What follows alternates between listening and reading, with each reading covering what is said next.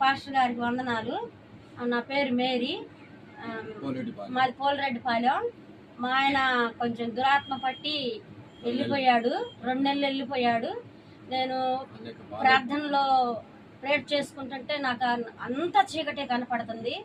నేను మా బానవి అని నా అక్క కూతురికి కొండపల్లి పిల్ల, నేను ఫోన్ చేసి, అమ్మ నాకు ఇలాగా దురాత్మ కనపడినట్టు చీకటి అల్లుకుపోయినట్టు మందిరం అంతా కనపడుతుందమ్మా అని చెప్పాను.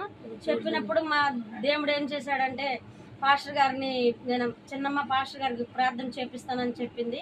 పాస్టర్ గారికి ఫోన్ చేసింది, నేను మాట్లాడా. పాస్టర్ గారు, నాకు ఇలా చీకటి కనపడుతుంది, మరి మాకు మా ఆయన వెళ్ళిపోయి 2 నెలలు అవుతుంది, మరి మాకు ఇంట్లో అసలు ఏం జరగట్లేదు, ఒకటే మాకు బాధగా ఉందంటే, అమ్మ నువ్వేం బాధపడగాకు, తప్పిపోయిన కుమారుడిని పంపించినట్టు నీ యజమాని మీ ఇంటికి పంపిస్తాడు దేవుడు అని చెప్పాడు.